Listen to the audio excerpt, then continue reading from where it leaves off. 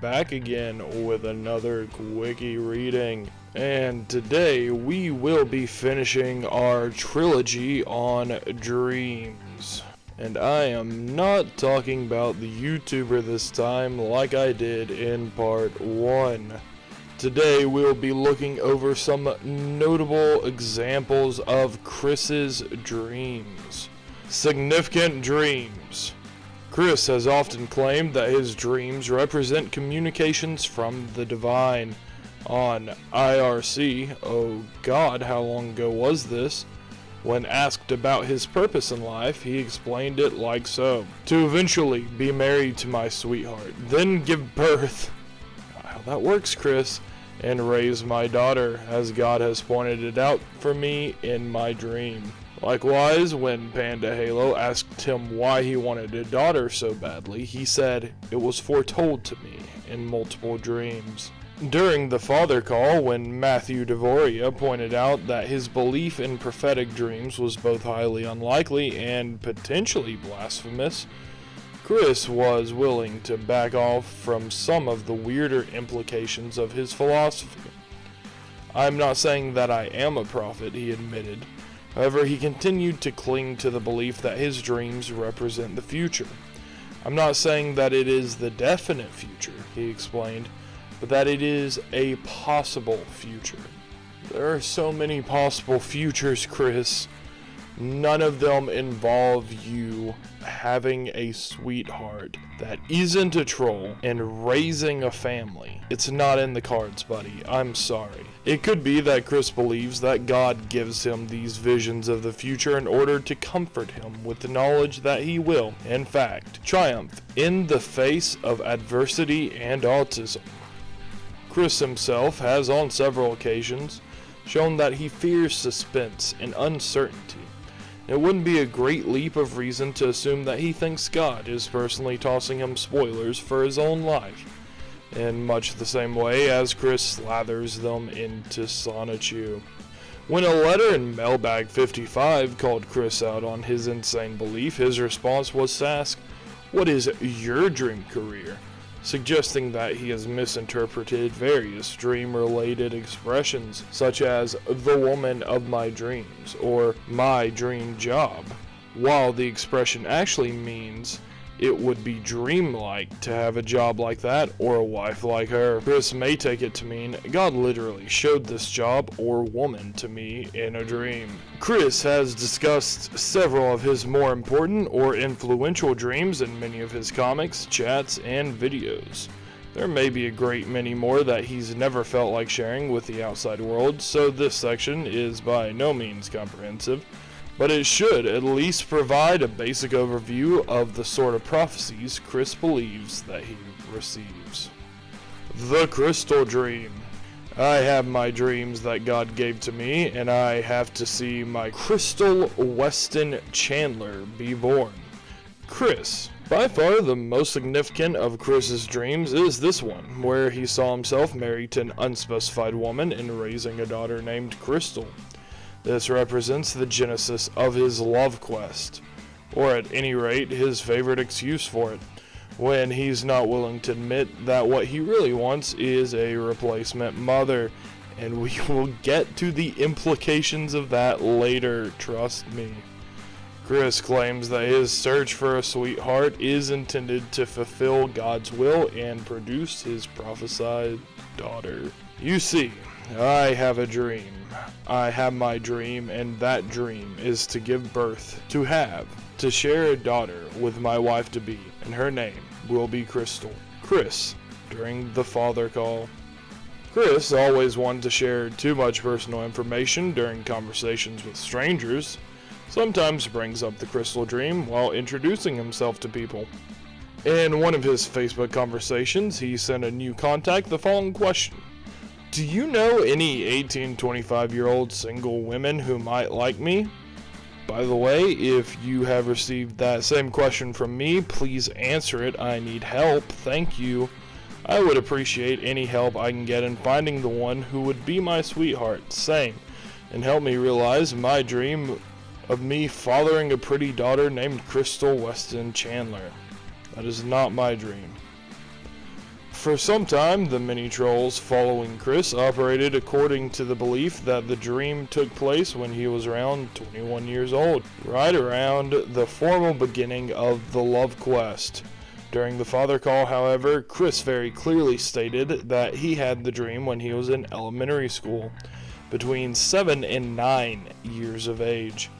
In that description of the dream, he also noted that he had, like, an office job or something in his future, an embellishment that smacks of Chris attempting to impress Casey's father, because it is very impressive to only dream of having a job.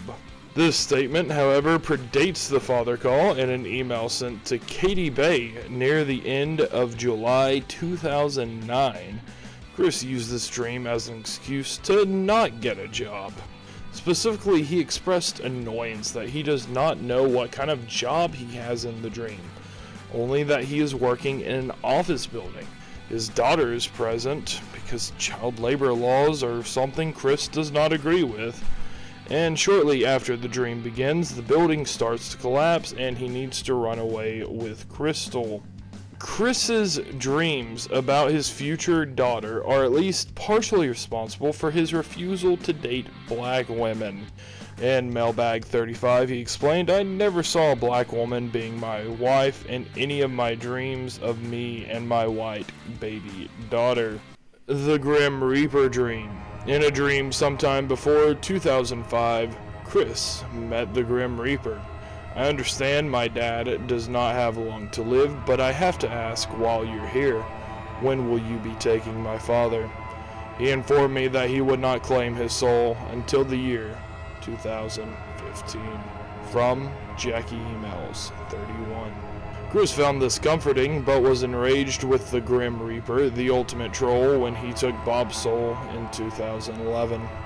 "Damn you, Reaper. This is 2011. I was promised we would be blessed with Father's presence for 4 more years. I was promised." Chris cursing death for not giving him what he is entitled to, because, if you ask Chris, he is entitled to the entire world. That's just Chris's character. He's just an entitled brat. At least most brats grow out of it. This one's 40 and he still acts like this. The Blanca dream. During the late summer and early fall of 2008, Chris wildly ping-ponged back and forth between a number of potential sweethearts, including Panda Halo, Sarah Jackson, and Blanca Weiss. On September 29th, however, he finally settled on Blanca, having supposedly experienced a dream where he met her in the lobby of a Charlottesville hotel. Chris describes the dream in some detail in his emails to Blanca, as well as the letter he sent to her, along with his medallions. And we have already covered Blanca. We have already seen just how well the medallions fared in her clutches. "I finally had my dream that I have been waiting for so long. The dream revealing the name of my sweetheart-to-be. The scenario was simple. After talking to her over the internet, I went to the local hotel to meet her, and her name came up often and was burned into my memory and my heart. She is you. Smiley face. You, Blanca Weiss, are my sweetheart-to-be." He also mentioned the dream on his blog, claiming that God and Jesus have revealed to me the name of my true, honest sweetheart-to-be. 3 weeks later, the object of Chris's divinely inspired love dumped him after dumping his beloved medallions in pickle brine. The Panda Halo dream. Although breaking up with Blanca temporarily sent Chris crashing into slumber, he recovered from the trauma quickly enough with the aid of his dear friend, Panda Halo. By mid-November, he was having wet dreams about her and sharing the details in their communications, which Panda promptly passed on to her fellow trolls on IRC. This has been quite a while. During my most recent dream, you were in it. You were alone in your apartment. I just run in to see you. We talked for a bit, but then you and we made out, then got naked, and lost our virgin ways to each other. It got so goodly hot and wild that I came in my sleep over you. Chris, traumatizing me. If this particular dream also happened to be a prophecy, God, Jesus must have gotten his wires crossed. Chris never met Panda in person and had more or less gotten over her long before she allegedly died early in 2009. And we have also covered Panda Halo. The Ivy Dream.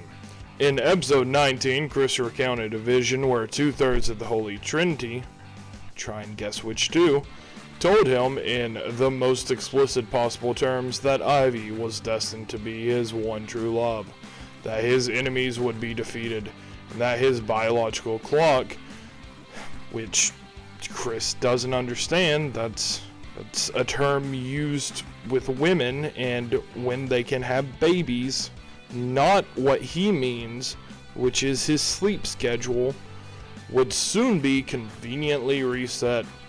None of these prophecies came true. The Watery Maze Dream. Another one of Chris's wet dreams, in the literal sense this time, not the gross sense, involves a vision of encountering his promised sweetheart in a watery maze. Chris mentioned this recurring dream in his quiz about himself, although he didn't offer very many additional details. Liquid Chris took advantage of this bit of information to mock his rival in one of his videos, declaring that he and his girlfriend Casey, quote, are going to swim through a watery maze and make passionate love to each other. And it's going to be awesome. And I'm sure it was, because everything Liquid Chris does is awesome. Chris eventually immortalized this dream in a terrifying animation, showing us a little more of what it's about.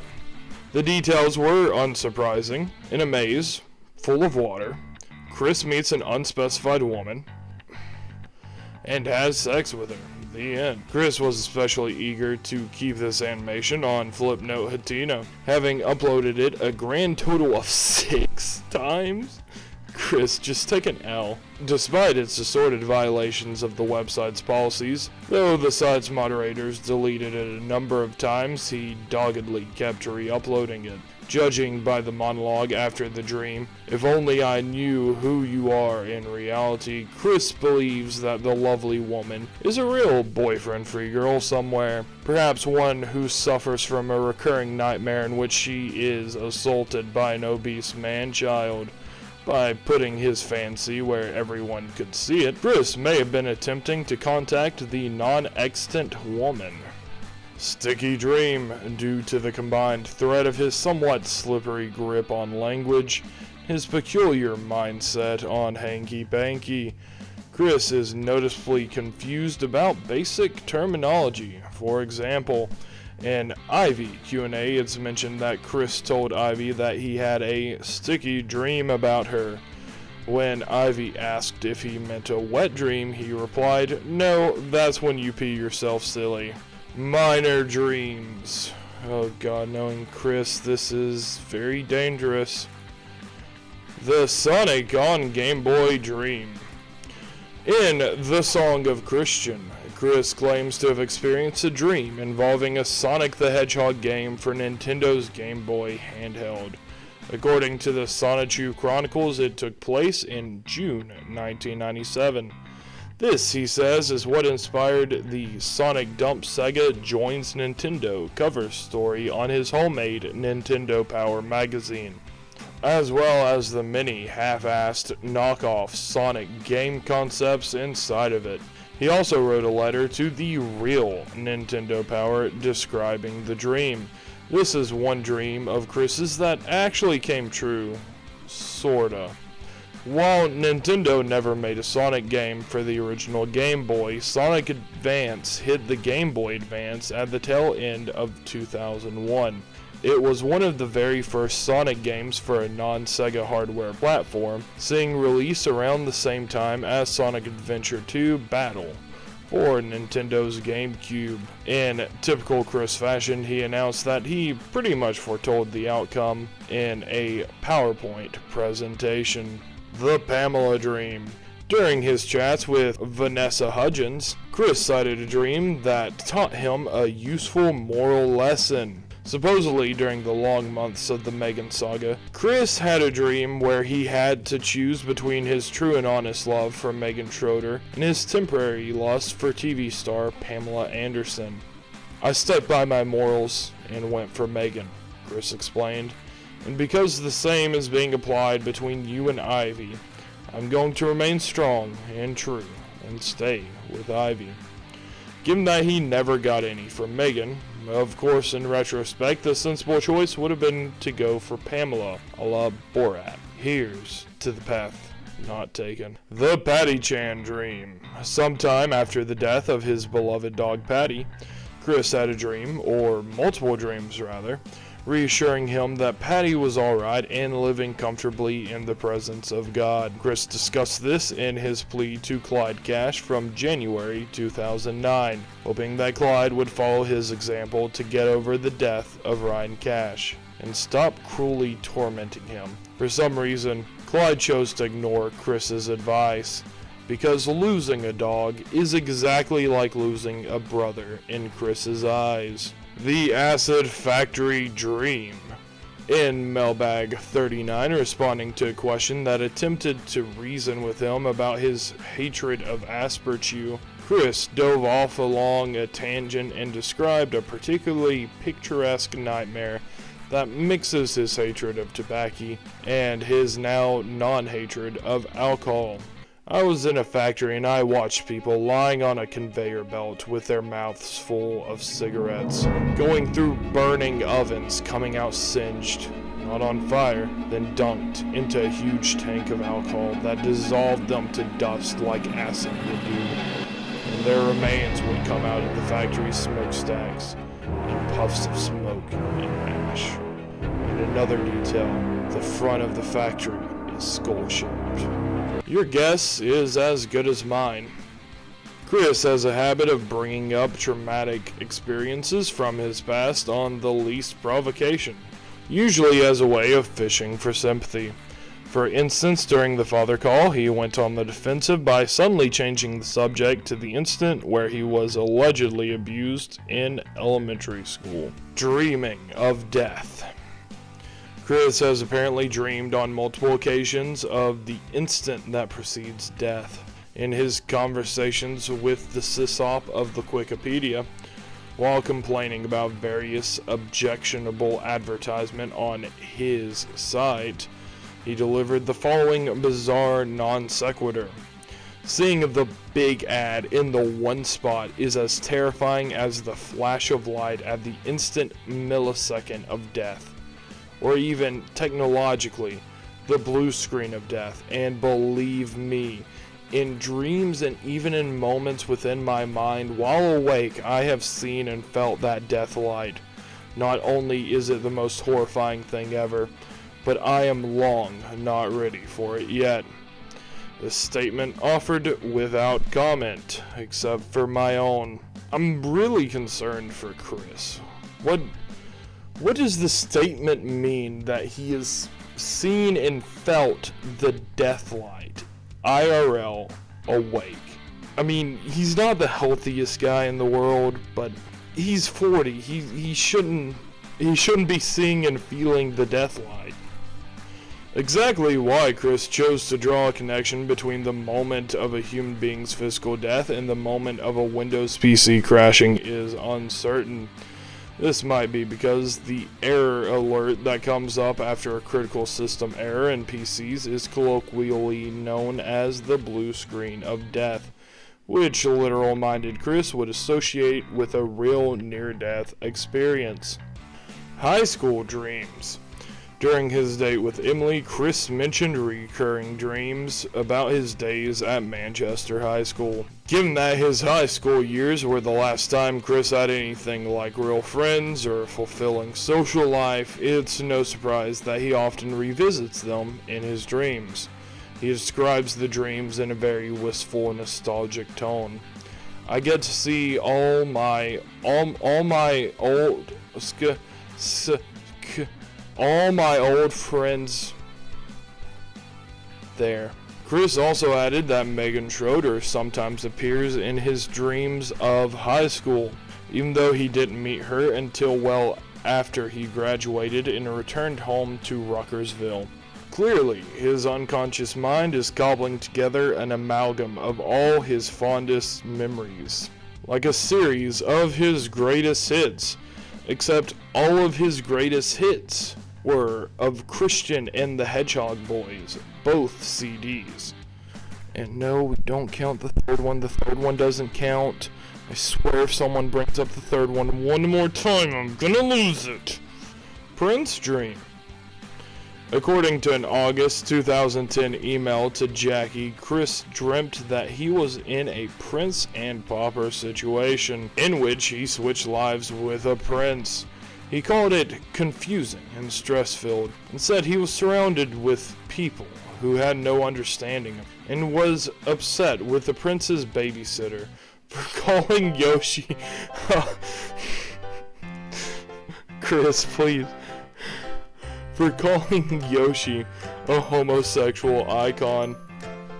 Chris offered an explanation for this otherwise baffling scenario, claiming it was an analogy for his brief stint as the Prince of the Trolls, and his discomfort with the homosexual tendencies of his new caretakers. Chris. Father dreams. Since his father passed away on the 6th of September 2011, Chris has indicated that he regularly dreams about him and hints that these are messages from the spirit world. In a private Facebook post in March 2012, Chris wrote, "I see and converse with him in my dreams, while his mother feels his presence in the house." In 2014, in his OkCupid profile, when faced with the question, "Have you ever had a ghost or spirit around you and you could feel it?" which is a weird question for a dating site, Chris replied yes and added, "My late father appears often in my dreams." A video uploaded in July 2016. Chris reiterates that his father visits me in my dreams nearly every night. School bus dreams. In October of 2013, Chris fished for pity from his gal pal Rebecca by saying that all the stress from family obligations, the trolls, money issues, and paranoia were giving him recurring nightmares involving school bus trips resulting in driving off the high freeway edges, flying to dive towards a cliff, not off a cliff, apparently, water, another road, or whatever. As if Chris didn't already have enough negative associations with school buses. And if you are confused, the more zealous Christorians among you will remember that Chris rode on the short bus and got beat up by a person he called slow in the mind. So that happened. It was not a intentional beating up, by the way. Yahtzee dream. In a January 2014 Facebook post, Chris describes a dream which he had in which he played a worded version of Yahtzee. As he describes it, there was a predetermined crossword pattern on cardboard pieces and a set list of words. And the 7 dice had letters and asterisks for blank squares instead of dots for numbers. You roll the dice and match the letters out of them in a word, and you match them up in the crossword after completing one word. Then when you complete another that intercepts the first, that's when you yell Yahtzee. Unlike Chris's other dreams, he did not seem to read too much into this one, and I wouldn't either. I don't understand why we had to know this. Stranger Swallower dream. On the 27th of December 2015, Chris documented a dream where Marty McFly informed him he swallowed a strangler. He had no comment on the meaning of this dream. I want to know the meaning. Mother dreams. A Facebook post on the 10th of August 2016 revealed that Chris has had incestuous dreams about his mother. He seems to believe that everyone has these sorts of dreams. Fortunately, he clarified that this dream in particular was not prophetic, and he has never had relations with Barb. Although he doesn't mind if other mothers and sons have hanky-panky. And on that disgusting note, I think I will end it here. If you missed the first two parts, the first part was kind of an overview. We already covered this in part 2. Check it out if you haven't already. And that will just about do it for me. This ends our trilogy. And yeah, see ya.